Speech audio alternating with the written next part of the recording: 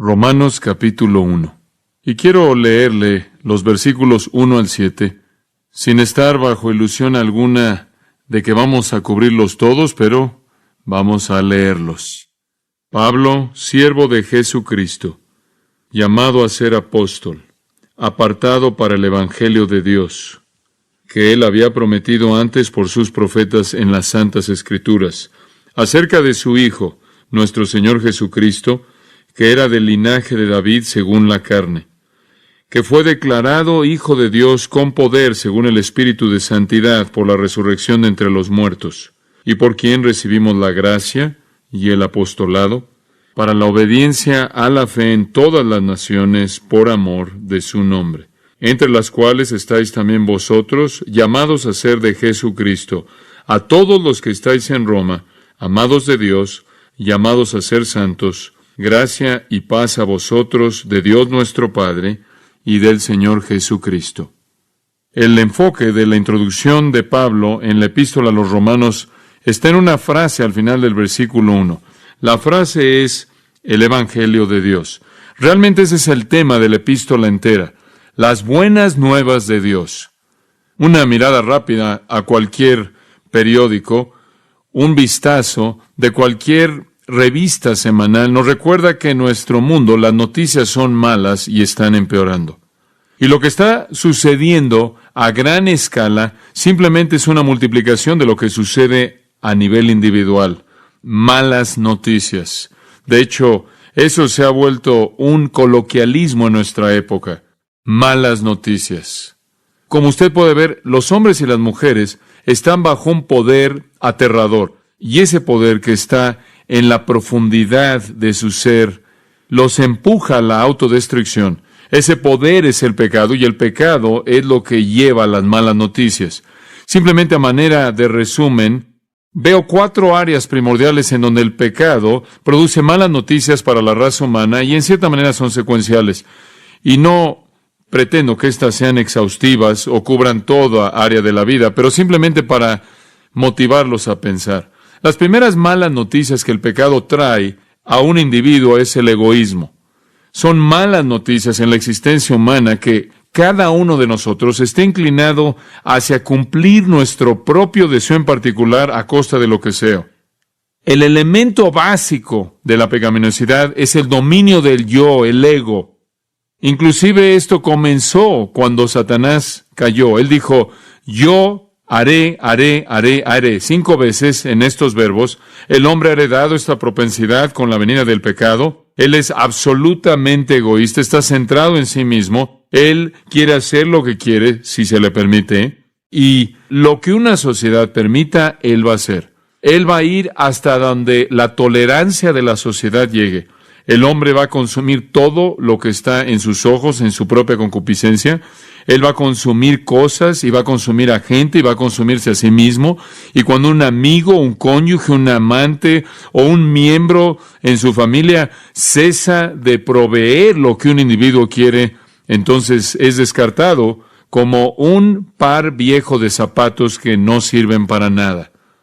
Vivimos en un mundo en donde la gente está demandando sus propios derechos. Y esto no es nada más que la manifestación de lo que hay en la profundidad del corazón del hombre, egoísmo autodestructivo. Todo mundo quiere derechos. Y la meta definitiva en la vida es alcanzar la satisfacción personal. Satisfacción personal.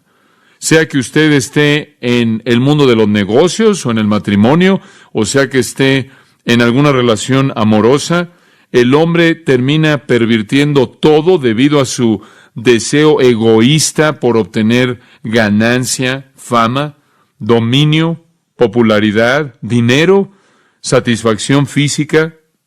Y entonces el pecado empuja a la humanidad a un estado egoísta de autoconsumismo.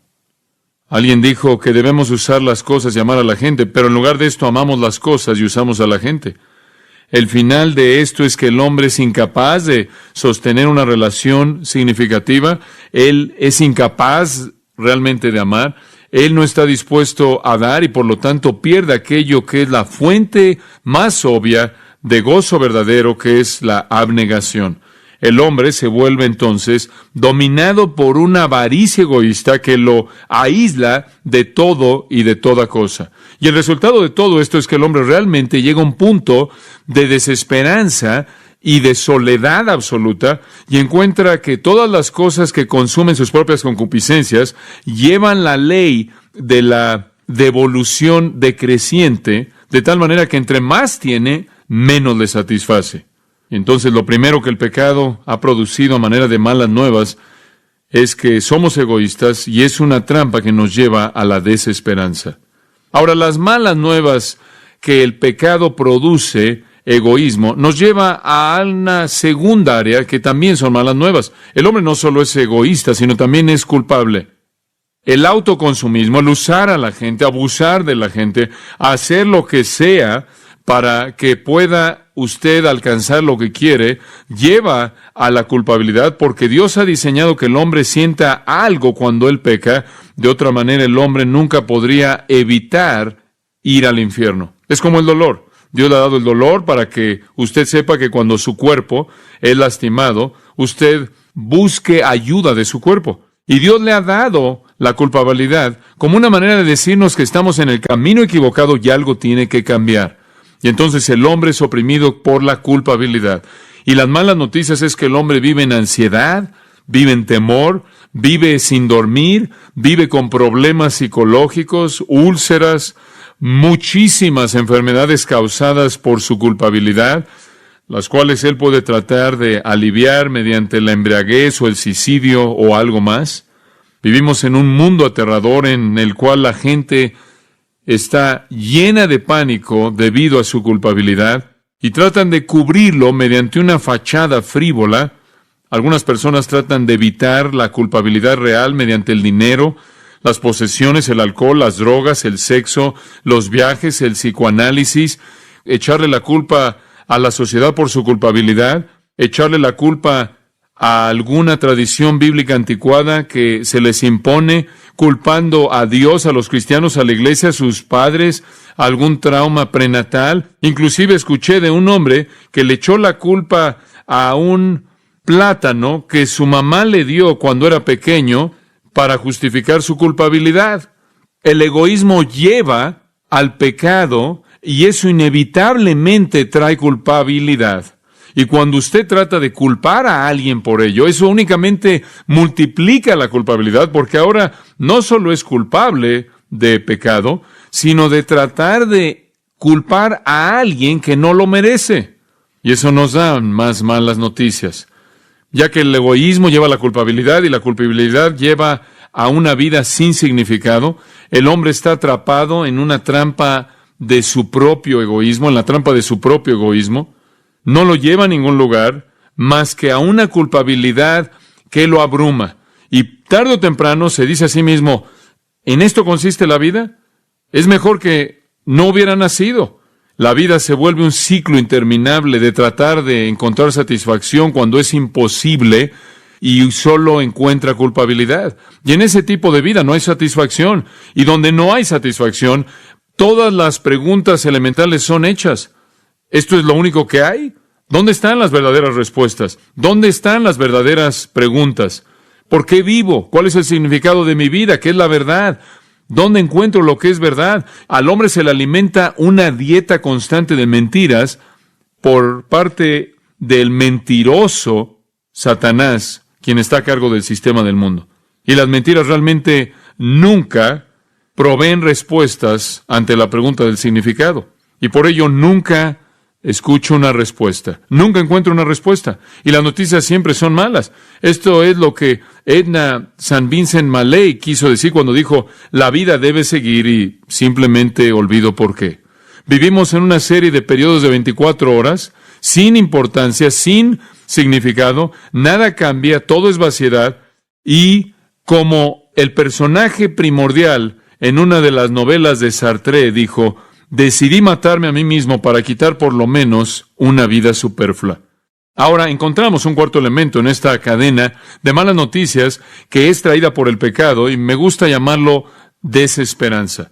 Comienza usted con un egoísmo autoconsumista y finalmente despierta ante el hecho de que encuentra la ley de el retorno o la devolución decreciente, y cuando todo ha terminado, lo único que encuentra es culpabilidad después de todo lo que ha hecho. Y a partir de este trauma y ansiedad de la culpabilidad, se encuentra la falta de significado en la vida. Y a partir de la falta de significado en la vida, se encuentran las malas noticias, que ahora no tiene nada ahora, y tampoco lo tendrá después. Y entonces hay una desesperanza total, una carencia de esperanza. No hay satisfacción posible en una vida sin significado, llena de culpabilidad, centrada en uno mismo, únicamente la horrible expectativa de la muerte. ¿Y después qué? No hay esperanza. Entonces la gente enmascara la muerte, lo cual creo que es la obscenidad más perversa para la mayoría de la gente, pero la enmascaran al reírse de ella o al burlarse de ella o cubrirla de alguna manera para aliviar el temor que esto trae. Pero en últimas, son las peores noticias de todas. No hay nada ahí y tampoco hay nada aquí. Malas noticias. Malas noticias. Miles de bebés nacen diariamente en un mundo lleno de malas noticias. Son malas noticias. Y a lo largo de este proceso, los hombres se encuentran hundiéndose a mayor y mayor profundidad en un dilema, porque son empujados ahí por el mentiroso Satanás, que continúa alimentándolos con las mentiras a través del sistema en el que viven. Y la manifestación de todo este pecado que ha producido malas noticias es lo que usted lee cuando toma el periódico Los Angeles Times, malas noticias.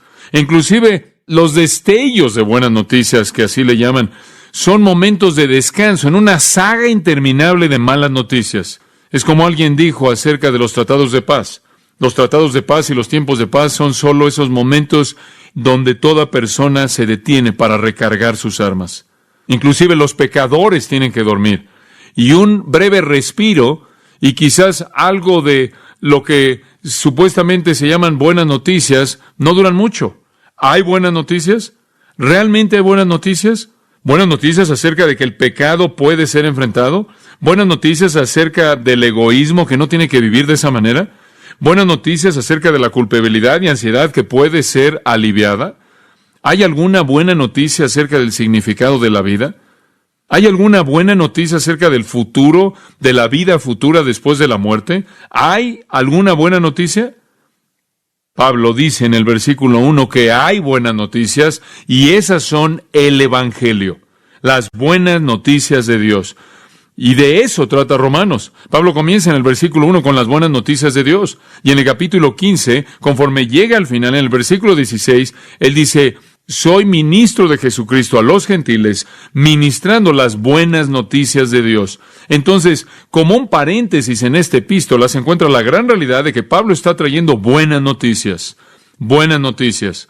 Pablo también lo llamó las buenas noticias bienaventuradas. Las llamó las buenas noticias de salvación. Las llamó las buenas noticias de Jesucristo. Las llamó las buenas noticias de su Hijo. Las llamó las buenas noticias de la gracia de Dios. Sea lo que sea que lo llamó, fueron buenas noticias. Buenas noticias de que el pecado podía ser perdonado. Buenas noticias de que la culpabilidad podía ser quitada. Buenas noticias de que la vida podía tener significado. Buenas noticias de que el futuro tenía una realidad que era eternamente gloriosa. Buenas noticias. Y usted pensaría que estamos predicando las malas noticias por la manera en la que el mundo reacciona. Pero así de torcidos están porque están bajo la influencia del mentiroso. Tenemos buenas noticias. Ahora, al avanzar a lo largo del libro de Romanos, veremos las riquezas incomprensibles de las buenas noticias y cómo se desarrollan frente a nosotros.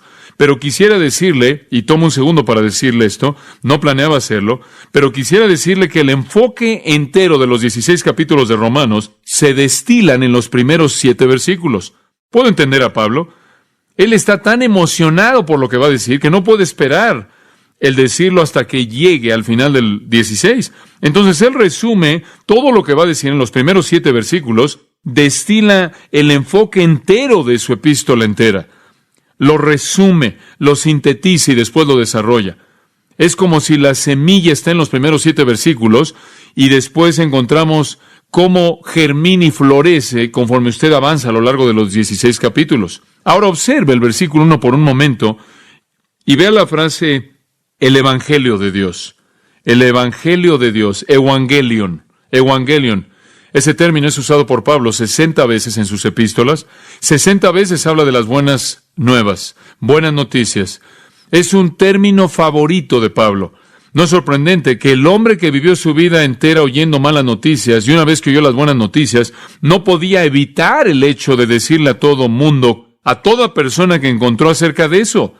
Tyndall escribió, la palabra Evangelion significó bueno, contento, noticias buenas, contentas, gozosas, que hacen que el corazón de un hombre se regocije y lo hacen cantar y bailar y brincar de gozo.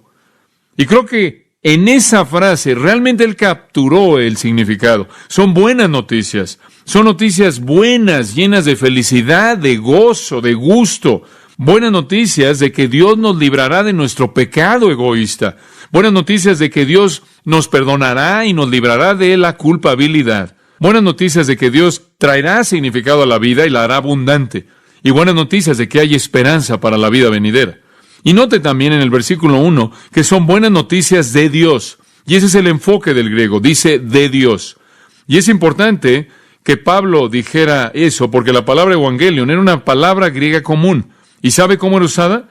Era usada en el culto de la adoración al emperador. Estaba relacionada con el culto al emperador. Ahora usted recordará que en el Imperio Romano la gente tenía la responsabilidad de adorar al emperador como si fuera Dios, un Dios. Y cuando alguien que venía del partido oficial del emperador iba a hacer un anuncio importante acerca de algún acontecimiento importante que tenía que ver con el emperador, era llamado el Evangelion, buenas noticias. Por ejemplo, buenas noticias, el emperador ha dado luz a un heredero. Esa sería una manera en la que era usada. O, buenas noticias, el heredero ha llegado a su edad. O, buenas noticias, tenemos un nuevo emperador conforme llega al trono. Esto era el Evangelion. Pero Pablo dice esto. Escuchen, les estoy escribiendo en Roma, los que están acostumbrados a oír el Evangelion del Imperio Romano, y les estoy diciendo, ustedes tienen buenas noticias, pero no son de César.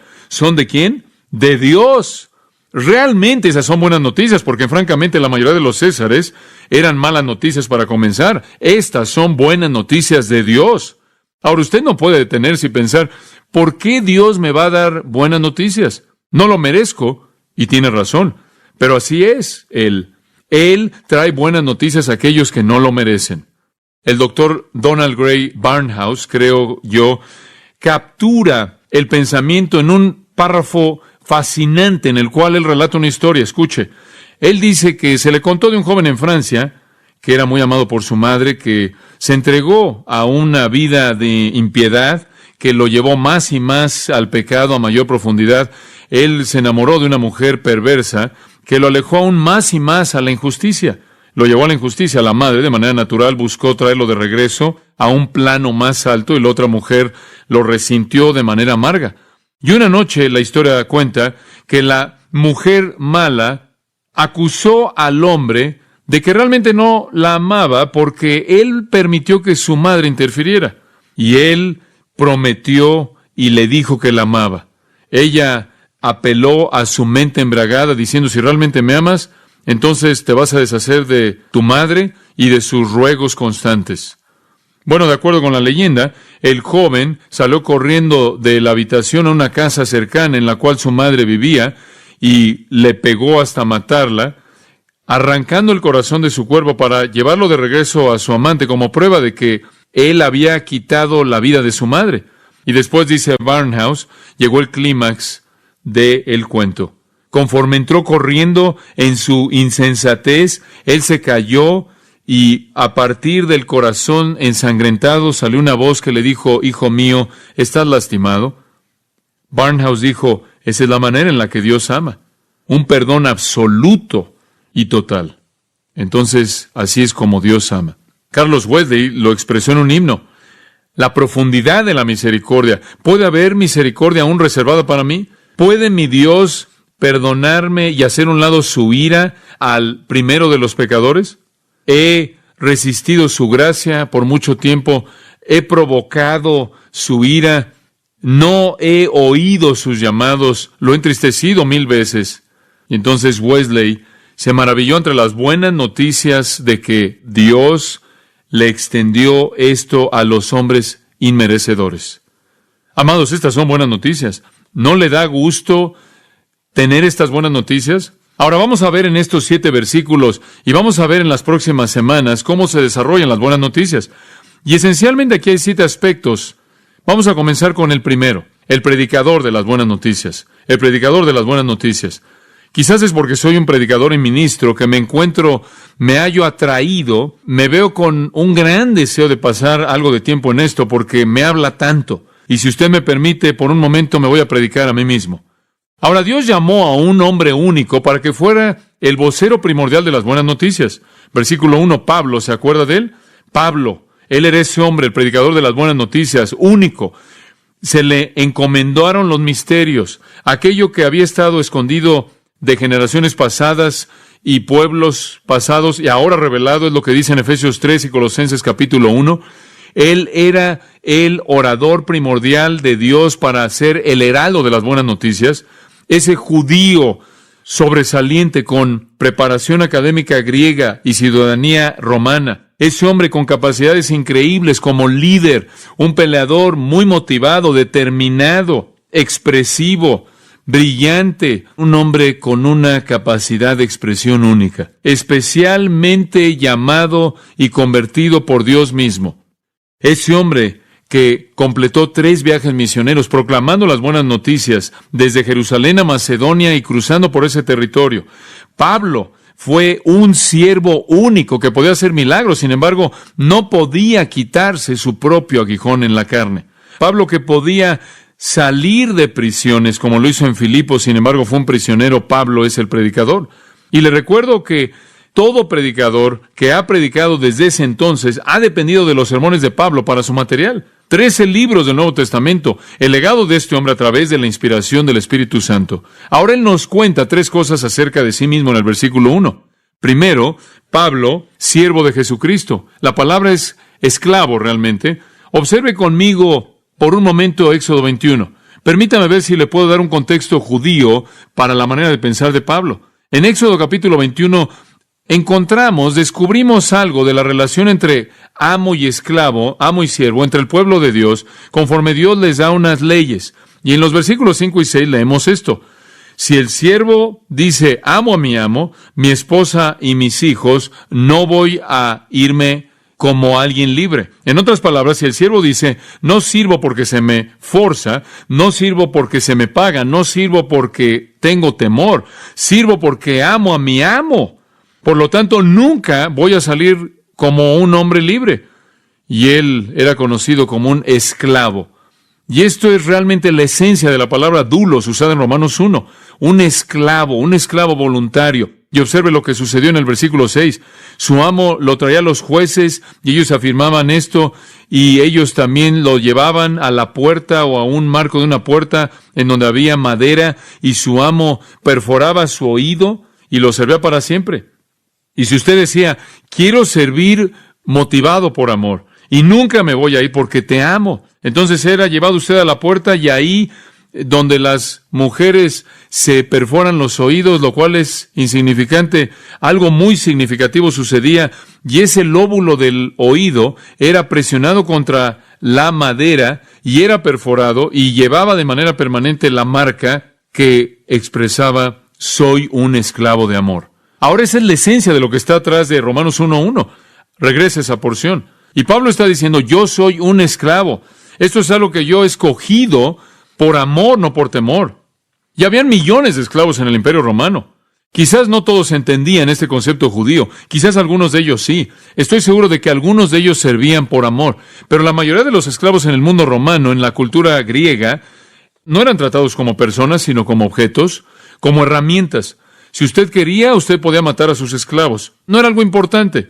Por lo tanto, algunos comentaristas bíblicos dicen acerca de este pasaje que Pablo está usando doulos solo en su sentido judío, que él solo está hablando de la afirmación de su amor y de que está hablando de la dignidad de un servicio así. Y por cierto, en el uso hebreo del concepto de siervo, alguien en los rangos más elevados podía ser un siervo. Los reyes tenían siervos, ministros que ministraban a sus necesidades reales, y entonces en un sentido hebreo, un siervo podía ser un término sublime de gran honor y gran dignidad. Por ejemplo, en Génesis 26-24 dice que Abraham era un siervo. Números 12-7 dice que Moisés era un siervo. En Josué 24 dice que Josué era un siervo. En 2 de Samuel 7:5 dice que David era un siervo. Y en Isaías 20, versículo 3 dice que Isaías era un siervo. Y en Isaías 53 dice que cuando el Mesías venga será un siervo. Y entonces muchos comentaristas creen que Pablo está diciendo, soy un siervo de Jesucristo, y que dice esto como un énfasis de la dignidad de su responsabilidad en un sentido hebreo, más que en un sentido griego de menosprecio. Pero realmente creo que eso no es correcto. No es el punto de Pablo. Sí hay cierta exaltación, hay cierto honor, hay cierta dignidad maravillosa, incomprensible por ser llamado un siervo de Jesucristo. Hay un sentido en el que usted espera servir a la majestad y realeza del Rey de Reyes y Señor de Señores, y eso es verdad. Pero no es verdad separar eso de lo que los gentiles habrán entendido del mismo término. Y para el mundo griego mismo, doulos significaba esclavitud total, un esclavo, no dignidad, sino humildad. Y yo creo que Pablo quiere que veamos eso en ese sentido también. Él escoge otras dos palabras para hablar de su servicio. 1 Corintios 3 nos da una de ellas, versículo 5. Y aquí obviamente su énfasis se encuentra en la humildad. ¿Qué pues es Pablo y qué es Apolos? Diáconos. De ahí obtenemos la palabra diácono, significa un mesero. Si usted veía esa cultura, realmente significaba alguien que quitaba los platos sucios. Pero ¿qué somos nosotros más que meseros, mediante los cuales creísteis, conforme a cada uno concedió el Señor? Yo planté, Apolo regó, y Dios dio el crecimiento. Así que en el que plantes algo, en el que rega, sino Dios que da el crecimiento. No somos nada, él dice, sino meseros. Más adelante, en 1 Corintios 4:1, él dice, somos siervos de Cristo. Y él usa una palabra diferente. Él usa la palabra huperetes. Es la palabra traducida ministros en algunas versiones. Es huperetes. Huper significa abajo. Etes viene de una palabra que significa remar. Es un remero. Tenían barcos de 3 niveles con tres cubiertas. En esas 3 cubiertas habían 3 niveles de esclavos de galeón que estaban remando para que esos navíos, esos barcos avanzaran. Y Pablo dice, acuérdense de mí, como un esclavo de galeón de 3er nivel. Eso es humildad. No puedo ir más abajo de eso. Entonces sí, creo que hay un pensamiento hebreo aquí de dignidad, de honor, de respeto, pero está mezclado de manera maravillosa con la humildad del significado del término griego, de tal manera que Pablo, de manera paradójica, se encuentra a sí mismo tanto exaltado como el siervo de Cristo, como también humillado. Una expresión de humildad y dignidad. Y esta es la ambivalencia que todo representante de Jesucristo lleva. Algunas veces cuando pienso en la dignidad de lo que hago, me abruma. Algunas veces cuando me doy cuenta de que me pongo de pie y proclamo el Evangelio de Dios, cuando me pongo de pie y proclamo lo que he aprendido de la palabra de Dios y el ministerio de Pablo y la enseñanza de las Escrituras bajo el poder del Espíritu de Dios, me doy cuenta de que no hay un llamado más elevado en el mundo que ese. Y ahí hay una dignidad maravillosa. Y la Biblia dice, nunca hables una palabra en contra de alguien que representa a Cristo. No acuses a un anciano, a menos de que tengas una buena razón para hacerlo delante de 2 o 3 testigos. Y la Biblia dice, da honor a quienes el honor es debido. Y la Biblia dice, págales doble de lo que les debes pagar si trabajan duro en la palabra y en la doctrina. Y la Biblia dice, respétalos. Y la Biblia dice, obedécelos y sométete a ellos y haz que tu vida imite su ejemplo. Es algo sublime. Sin embargo, está esa maravillosa ambivalencia espiritual que dice, es el servicio, el tipo de servicio más humilde, porque usted sabe que lo que usted hace, aquello que usted hace, no se lo ganó por algún derecho, no tiene derecho de hacerlo debido a quién es usted. Y entonces, como dijo Pablo en 1 Corintios 3, usted no es nadie, no es nada. Y entonces Pablo era un siervo, con todo lo que eso incluía, era un siervo de Cristo. Eso significaba que tenía que obedecer de manera absoluta a Jesucristo, y al mismo tiempo había una dignidad que era maravillosa. En segundo lugar, el predicador del Evangelio dice, no solo soy un siervo de Jesucristo, sino también soy llamado a ser apóstol. La mejor manera de expresar el griego, ser llamado a ser apóstol, es llamado apóstol. llamado apóstol. La idea es que él era un apóstol, no porque él decidió serlo, sino porque Dios decidió y lo llamó de manera eficaz. No hay una selección humana aquí. Por cierto, el término apóstol fue usado primero por el Señor en Lucas 6:13. Él llamó a sus discípulos apóstoles. Ahora, Pablo era llamado apóstol por Dios. Rápidamente, por un momento, acompáñeme a Hechos capítulo 9. Y usted se acuerda, a partir de la semana pasada, que Pablo iba camino a Damasco a perseguir cristianos. Y el Señor lo detuvo y lo cegó. Y después vino un hombre llamado Ananías, quien cuidó de él. Y en el versículo 15 de Hechos 9, el Señor dijo a través de Ananías a Pablo: id, ve, porque instrumento escogido me es este para llevar mi nombre. ¿Él es un qué? Un instrumento escogido. No fue su decisión, fue la decisión de Dios.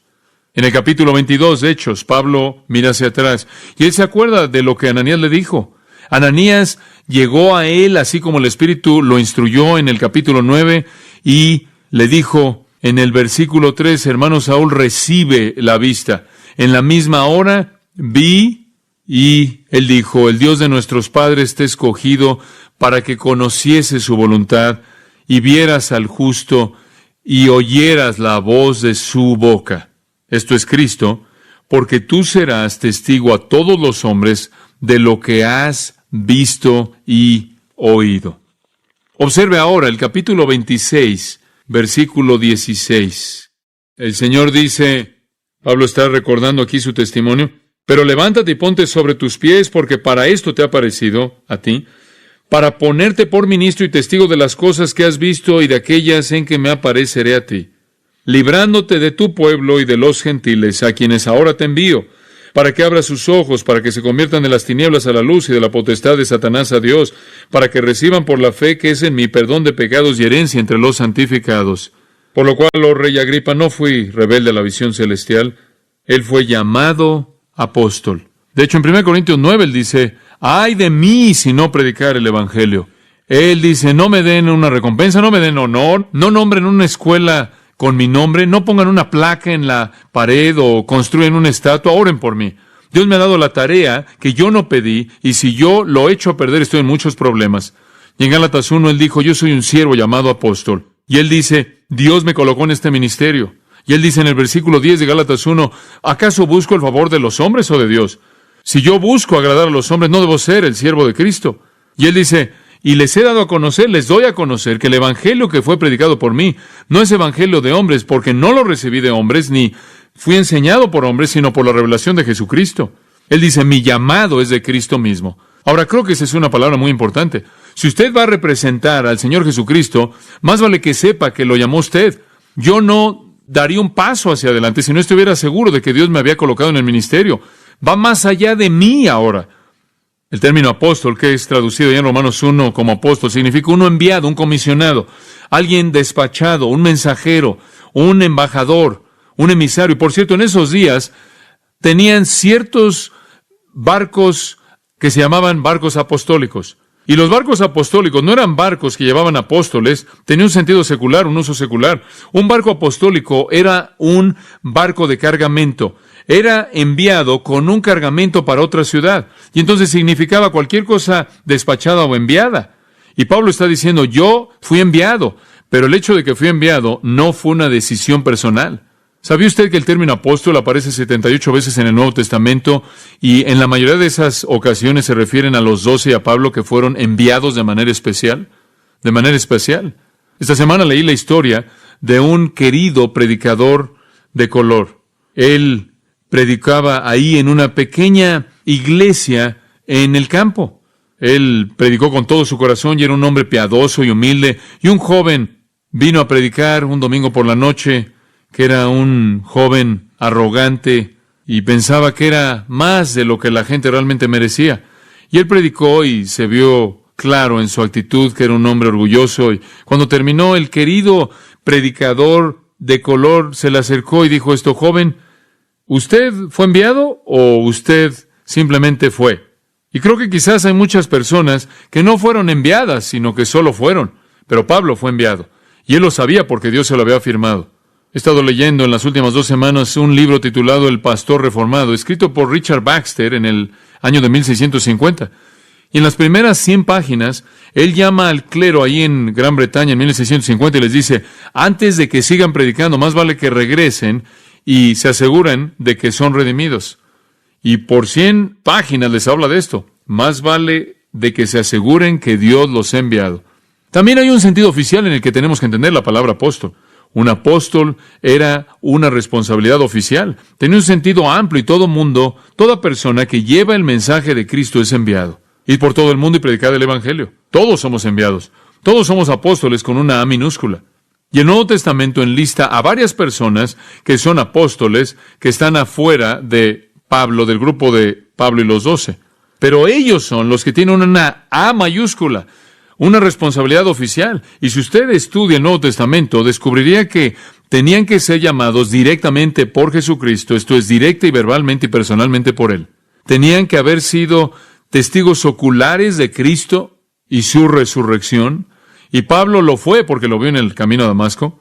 Fueron capacitados de manera especial por parte del Espíritu Santo para poder escribir correctamente el Nuevo Testamento, porque Jesús les hizo la promesa de que el Espíritu vendría y viviría en ellos y los llevaría a toda ¿qué? La verdad, y les traería a su memoria, haría que se acordaran de todo lo que Él había dicho.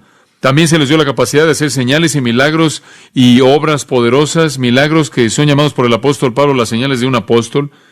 Y su responsabilidad no estaba restringida a una iglesia local, ni por un corto periodo de tiempo, sino que se volvieron el cimiento en el cual toda la historia de la iglesia está construida. Entonces, estos 12 apóstoles únicos, estos 12 hombres únicos, más uno, Matías, reemplazando a Judas, eran el cimiento. Tenían que ser llamados por Jesús mismo, tenían que ser testigos oculares de su resurrección, recibieron el Espíritu Santo mediante el cual pudieron escribir la revelación y pudieron hacer señales y maravillas y obras poderosas, y su responsabilidad se extendió más allá de cualquier congregación local, y Pablo fue una de esas personas tan especiales, y él sabía que Dios lo había llamado. Usted sabe, en Jeremías 23 dice que habían algunos profetas que salieron pero nunca fueron enviados. Y la gente nunca debe escucharlos. Oh, amados, quiero decirles que hay tantos profetas así como ellos el día de hoy, que están allá afuera hablando, pero no deben ser escuchados. Son profetas condenados, falsos profetas. Y después están aquellos que nunca fueron enviados, simplemente salieron, no tienen la unción de Dios, y no debemos escucharlos. Han corrompido a la iglesia a lo largo de todos los siglos de su existencia y continúan haciéndolo aún el día de hoy. Y entonces Pablo dice, soy siervo, dice Pablo, siervo de Jesucristo, llamado a ser apóstol. Y por cierto, él se llama a sí mismo al principio de varias de sus otras cartas, y en tercer lugar, y vamos a detenernos con este punto, apartado para el Evangelio de Dios. ¿Quiere saber algo básico? Usted no puede servir a Dios a menos de que sea apartado o separado. No puede ser hecho. Es una idea rica. La palabra apartado es la idea de apartar, separar. Usted puede regresar en el entendimiento del Antiguo Testamento al capítulo 13, por ejemplo, de Éxodo, y usted verá que Dios quiso apartar para Él al primogénito de los hombres, al primogénito de las bestias. Puede remontarse a Números 15 y verá que Dios quiso las primicias, la primera parte de la cosecha. Y puede ir a Números 8 y ver que Dios apartó a los mejores hombres, consagró a los levitas para su servicio. Y puede ir a Levítico 20 y ver que Dios tomó a la nación entera de Israel, de acuerdo con Levítico 20:26, los separó de todas las naciones y dijo, este pueblo es santo para el Señor. Y en cada una de estas escrituras que le acabo de dar, el separar al hombre y a la bestia, el separar a las primicias, el separar a los levitas y separar a Israel, en la versión Septuaginta, la versión griega, usa la palabra aforisane. Y esa es exactamente la misma palabra que se usa aquí. Significa separación en el sentido más pleno. Esos animales y esos primogénitos, esos hijos primogénitos, fueron totalmente separados al Señor. Los primicias lo mismo, los levitas igual, la nación igual. No debía haber mezcla alguna. Y Pablo sabía que una vez que fue llamado apóstol, él fue desconectado del pasado. Por cierto, aforisane tiene en medio una pequeña frase, foris, que puede ser la raíz de la palabra fariseo. Fariseo significaba uno separado. Y su vida entera, hasta este punto, su vida adulta, Pablo había sido un fariseo, separado a la tradición, o separado para la tradición de los judíos. Ahora él dice, yo soy, por así decirlo, un fariseo separado para el evangelio de Dios. Buenas nuevas, ya no más malas noticias del hombre. En Gálatas 1:15 él dijo, pero cuando agradó a Dios, que me apartó desde el vientre de mi madre y me llamó por su gracia. Pablo fue separado desde el vientre de su madre. En el camino a Damasco él fue separado para el evangelio de Dios. Y después se volvió un pastor de la iglesia en Antioquía. Y en Hechos 13:2 la Biblia dice que el Espíritu Santo dijo, apartadme a Pablo y a Bernabé para enviarlos a la obra a que los he llamado. Él fue un hombre separado. El secreto de su servicio es que era un esclavo. Él se rindió de manera total al Señor. Él fue un apóstol enviado para llevar el mensaje. Y amados, él cortó el cordón. Quiero decirles que hay más gente en el ministerio del Evangelio que ven poco fruto y no ven poder, aunque pueden entender que deben ser siervos y pueden haber sido llamados, pero en algún punto a lo largo del proceso no están dispuestos a ser separados, a apartarse. ¿Sería tan amable de ver conmigo una última referencia, la última que veremos por esta ocasión? Segunda de Timoteo capítulo 2. ¿Usted se acuerda de la situación en segunda de Timoteo capítulo 2? Timoteo era un siervo del Señor, siervo de Cristo. Timoteo era un apóstol con una A minúscula, no uno de los 12 más Pablo, no obstante un mensajero enviado. Pero Timoteo había llegado a un punto en su vida en el que todo estaba desmoronándose. Lo perdió. Él se desmoronó. ¿Sabe usted lo que estaba pasando? Bueno, simplemente al ver esta carta puede ver muchas cosas. Versículo 6, capítulo 1. Por lo cual te aconsejo que avives el fuego del don de Dios que está en ti por la imposición de mis manos. ¿Qué quieres decir con avives el fuego del don de Dios? ¿Cuál era el don de Dios? Bueno, el don de Dios fue la capacidad particular que tenía para el ministerio, la predicación y la enseñanza. Y eso era un don de Dios que se le dio y le fue confirmado por aquellos que tenían conocimiento y confirmado por la imposición de las manos. En otras palabras, él estaba volviéndose flojo en el ministerio. Simplemente no estaba funcionando. Y después dice, no solo no estás funcionando, sino que versículo 7, Dios no nos ha dado espíritu de cobardía. Se había vuelto tímido en lugar de valiente. Versículo 8, por tanto, no te avergüences de dar testimonio de nuestro Señor, ni de mí, preso suyo. Aquí está Timoteo, un hombre discipulado personalmente por Pablo, lo suficientemente dotado como para haber seguido a Pablo como el pastor de la iglesia Efesia. Este es el Timoteo de quien Pablo le dijo a los corintios, se los voy a enviar para que él los corrija, porque él les va a recordar toda mi manera de operar, de cómo hago todas las cosas. Esto fue reproducción. Este era el hijo número 1 y él no está funcionando. Él es tímido y está avergonzado del evangelio, inclusive de estar asociado con Pablo. Y capítulo 2, versículo 15, procura con diligencia presentarte a Dios aprobado como obrero que no tiene de qué avergonzarse, que usa bien la palabra de verdad. Aparentemente ni siquiera realmente estaba haciendo su trabajo, estaba cumpliendo con su trabajo con la palabra de Dios.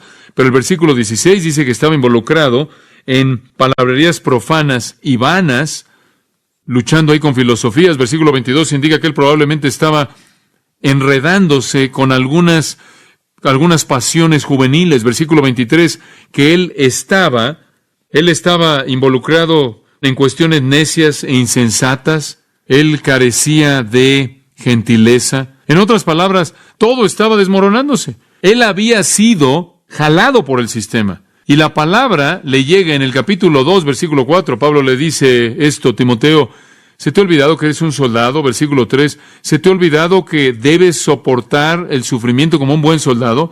Y se acuerdan de esto, ningún hombre que pelea en la batalla puede enredarse con los asuntos de esta vida. Oye, lo que está diciendo es verte atrapado por las concupiscencias de este mundo. Timoteo, no puedes enredarte en la filosofía de este mundo. No puedes ser atrapado por ser avergonzado del evangelio, por la intimidación de este mundo. No puedes ser atrapado por la sociedad que busca la comodidad. Debes ser diligente en avivar el fuego del don de Dios. Timoteo, ¿se te olvidó que no debes enredarte en los asuntos de esta vida? Cuando entras al ministerio de Jesucristo, cortas el cordón, te apartas. Ese es el tipo de hombre que fue Pablo, un siervo de Cristo, pero no solo eso, llamado apóstol, pero no solo eso, separado, apartado. Y él nunca se enredó con los asuntos de esta vida. He conocido a hombres que han salido del ministerio porque amaron el dinero, las posesiones. No pudieron cortar el cordón. Cayeron en pecado moral. El mundo los atrajo. O estaban más preocupados por su reputación y entonces cuando tuvieron la oportunidad de hablar, se aseguraron de que nunca ofendieran a nadie y al hacerlo ofendieron a Dios porque no se apartaron. ¿Qué ejemplo es él para nosotros? Su posición fue un siervo. Su autoridad fue enviado por Dios. Su poder fue apartado. Su mensaje, buenas noticias. Y buenas noticias que han venido de Dios mismo. Ahora usted conoce al predicador. La próxima semana o 2 semanas o 3 semanas, creo, hasta que regrese a este tema. La próxima vez, creo que hasta que regrese este tema, la próxima vez la promesa de las buenas nuevas, versículo 2. E inclusive podamos llegar hasta el versículo 3. Oremos.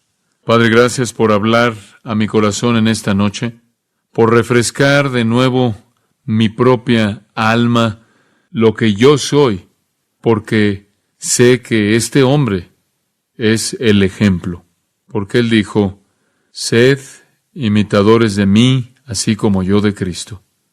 Que yo también sea un siervo fiel, entendiendo tanto la dignidad como la humildad de este servicio.